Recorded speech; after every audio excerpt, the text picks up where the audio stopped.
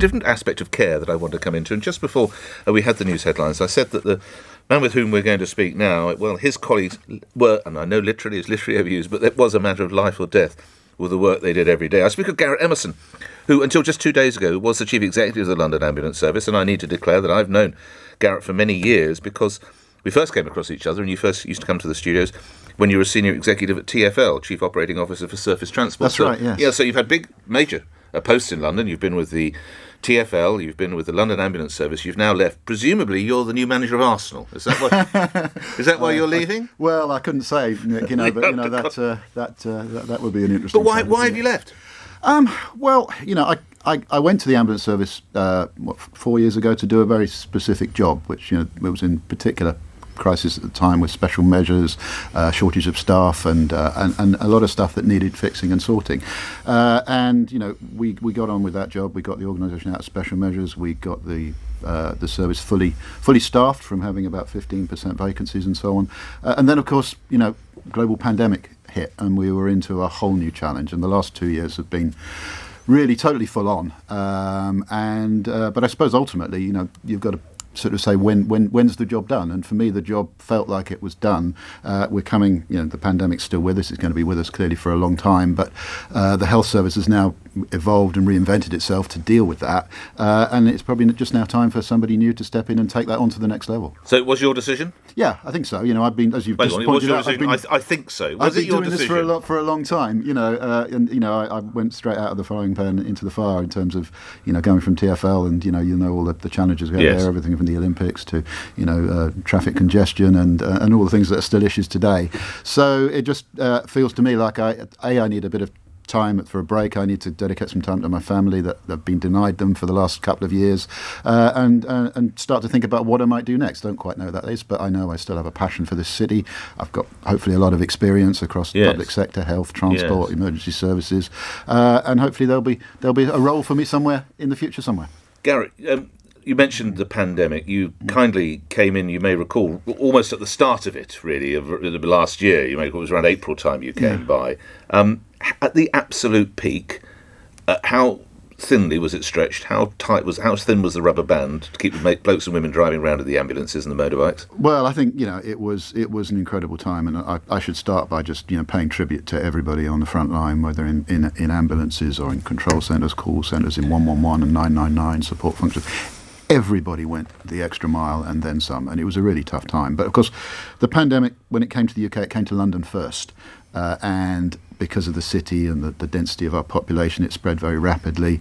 And because of the nature of what we did, we were right at the front end. It takes time to fill hospitals up, and the race against time within the wider system was to get capacity in the hospitals. But we were there on day one, so we had to expand our capacity radically, almost overnight, putting anywhere near to 200 to 300 more ambulances out on the roads potentially, taking on 1,000 extra staff, from volunteers to students to retired, paramedics coming back. Did you have firefighters as well? We had firefighters. We had that was a call to Andy Rowe, the Chief Fire Commissioner, to say can you help? We talk about blue light collaboration, and politicians spend a lot of time talking to all of us about how we can do more and better. But of course, what really showed during that time was the level of collaboration that we had, not only with the firefighters but also with the Metropolitan Police that came in and supported us, and the wider public sector, the wider private sector. TfL helped us. The AA, for instance, we needed mechanics to keep our vehicles on the road 24/7, because normally we repair our vehicles through the day and leave them to run overnight. But the only way we could get more ambulances out was to run the wheels off them, literally, and that needed mechanics. So and all of our suppliers. So the AA stepped up and supplied blokes and women to fix them. Yeah. So it was it really felt like a sort of almost you were part of a national effort. And people just went the extra mile. We phoned up airline companies and said, have you got furloughed customer services staff, clinical staff that could help us? They came and worked in 111 centres to answer calls and support 999 call handlers.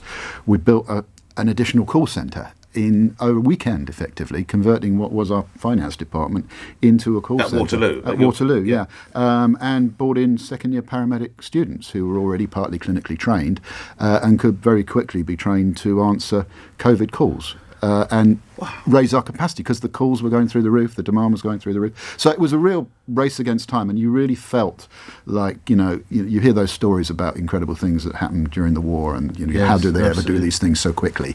I think we learned how people do those things. When you're in a national emergency, things become possibly. It wasn't the Blitz spirit. Yeah, it was the COVID spirit. The COVID spirit. That's a good way to describe it. Did you ever think, we're not going to make it? I've not got enough blokes and women. I'm not going to get those ambulances, those motorbikes will never be fixed. Did you ever think? Truthfully, there wasn't time to think like that. You just went at it literally 7 days a week for 2-3 months till you got it sorted. So you didn't see your family for probably pretty much, yeah. I kind of got the odd day, the Sunday afternoon home type thing, but before the phone rang. living permanently. Like we reshaped the whole management structure of the organisation so that we could run 7 days a week, 24/7. We stripped it down. We duplicated every post. I worked shift in, shift out with my chief operating officer. Similar things that we did during the Olympics at TfL, actually, to enable a big organisation to just focus on one thing and one thing alone. It's a fantastic thing to be a part of, and I think those of us who hadn't done that, and I hadn't done that certainly before the Olympics, wouldn't have said it was possible. But you know what's possible when you're pushed, when you focus on one thing. When we spoke last time, which was early in the pandemic, you'd already lost 3 of your colleagues to COVID. Do you have a number for how many people you lost? I wouldn't be able to give you an accurate number. I think for me, last year was marked not only by the numbers of people in the organisation that we lost to COVID, but actually we lost a number of very long-serving members of staff, very well-known members of staff, to other causes. It was a tragic year in many, many ways. So yes, COVID was a factor in that, but it wasn't only about frontline paramedics. We lost people from our logistics teams, our back office support, and I think most people in the country know somebody who's been affected by COVID, whether it's a death or whether it's people who've been seriously ill in hospital. I know members of my family have as well. And it just causes you to reevaluate the way you live your life and what you do. And for us, in the job we did, it was, whereas most of the country was going around, learning to live life differently and work in a different way, we were just twice as busy, working twice as hard, and the spirit, I think, of the teams and the crews and what they've done has been incredible. But of course, there's a long-term exhaustion factor there, and I think there's a long-term exhaustion factor across the whole health service. That it's been a huge effort, and we've got to focus on how we keep supporting people. One of the first things we did was redouble our efforts on staff welfare, do everything we can, from very simple things like making sure that we had tea trucks out on the road that could give people a hot drink and stuff like that, as cafes and restaurants were closing down everywhere. So you had LAS tea trucks, did you? Yeah, our staff working night shifts still needed somewhere to get a cup of coffee and a sandwich, things like that, through to much more sort of complex support. I'm going to press one last time. Do you imagine, and I appreciate you're talking about the whole of the LAS, but what I'm going to call the front-facing, the paramedics, the ambulance drivers, the number of fatalities would be in the scores? No. It was single figures. We're an organisation of 8. We surged to about 9,000 people. Really? And not everyone working full time, but lots of people.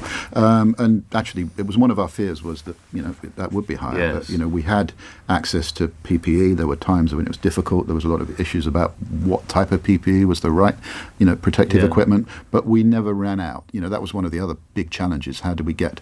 We got 1 million pieces of PPE to our front line within 6 weeks. Okay. How long were you into your stint, Garrett, when the Grenfell tragedy took place? About 11 days, I think. What's your recollection of that? That was... I think that's one of those days that will stick with me to the rest of my life. I was there, not in the morning, but in the afternoon on that day. And just the atmosphere, I've never been... Most of us have never went to Ground Zero when Twin Towers fell. But if there was ever a place where you felt like this is what it must have been like, just the atmosphere of tragedy, and the faces and the feeling on the part of the community, and in part of the emergency services. All 3 services were there in numbers, and for us, tragically, there wasn't a great deal that we had to do because there weren't that many survivors coming out, and And that was really frustrating. Whereas 2 weeks before, or a week before, we'd been at London Bridge, and that was 3-4 days into my stint when the terror attack happened there. And although, again, tragically, 8 people lost their lives there, we took 48 people to hospital, and all of them survived. And that's something that I know are really proud of. You're still affected by Grenfell? I think so. I mean, I think the effect of that summer, the 2017. Everybody remembers Grenfell. Everybody remembers London Bridge, but there was also Westminster. There were also a number of other attacks that were less scale, places like Parsons Green, Finsbury Park, that were equally horrific. That started to burn. We had 1,000 staff that had been impacted and been involved in one or other of those incidents. So it was a big exercise to make sure we looked after the welfare of people right across the organisation, because the effects of these things can be very long term. Okay. Last couple of questions, I mustn't hold you up. Did you mandate that your colleagues, particularly on the front line, should be vaccinated? We haven't mandated that. The NHS hasn't mandated that. But we have, a huge campaign to make sure that people... I appreciate you're out of post now, but wouldn't you have concerns sending former colleagues into a situation if they've not had their jabs, Garrett? Well, I think the important thing is to make sure that we offer their jabs, and the vast majority of LAS staff take up those jabs. We're queuing out the door to get them. It's not a particular problem. There are a small number of people for whom either they don't want to have it for specific reasons, or actually for medical reasons or whatever. But actually, the race really was to get the vaccine out and get people vaccinated as quickly as possible. I can't let you go without putting a question to you that my listeners will be shouting at their radios. LTNs, low traffic neighbourhoods, they have enormous concerns about them. I know that in one borough in Greenwich, we understand that the LAS has spoken to Greenwich Council about its concerns. I know the gates, your blokes and women are meant to have keys, but they're also giant plant pots. You can't lift a plant pot. Come on, you're out of post now. These could or might have cost lives. Garrett Emmerson. I don't. Can you say that definitively? I don't know. Might, but have they delayed responses? Yes, I think in certain situations they have delayed responses because they had to be put in very quickly. They were put in a response to a massive change in the way we wanted people to live and work their lives. We were at the time, we were saying to people, don't use public transport. Walk and cycle, work from home, things like that. And you need more space to do that and do that safely. So they were necessary, and they were put in incredibly quickly. We worked as closely as we could with all of the boroughs, and TfL were very helpful in that because they did a lot of the coordination. And I have to also say that, in most cases, wherever we raised issues or problems with boroughs, they were very responsive to doing something about it, taking things out, and so on. The biggest challenge... Do you think your blokes and women driving those big ambulances around now were thinking, what is the boss on about here? Well, what they would be saying to me is that, I can show you specific instances where I've been delayed, and we know about those, and we take them up and respond to them. One of the challenges we had was actually getting our staff to report those in on our systems to make sure that we could take them up. And I think one of the bigger challenges is it's all right if you know the area, but our crews work all across London, and actually going into an area of London that they perhaps know less well, and relying on satellite navigation that inevitably is not quite up to date because some new restrictions gone in, is where a lot of the problems occur. Right. I've known you for more than a decade, right? I can see the passion that you've had for this job. Come on. Why leave so unexpectedly and abruptly? Come on.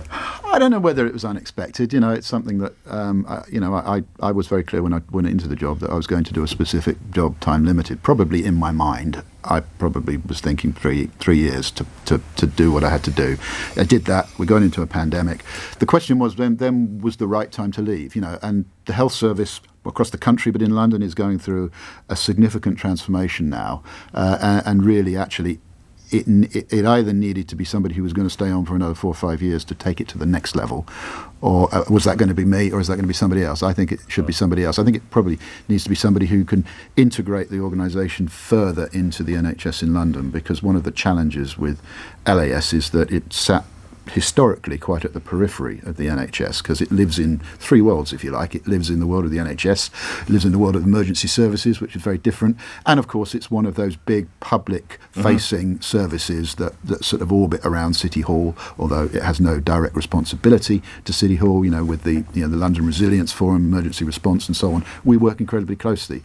So it has to live in those three worlds, and what I hope I've been able to do is to get it more central in those three worlds. But one of the big challenges now is it's got a great opportunity to play a huge role in the centre of planning response and managing urgent emergency care and directing patients right across the healthcare system. And that requires somebody, I think, that can do that within the NHS. Look forward to speaking to you again when you're mayor.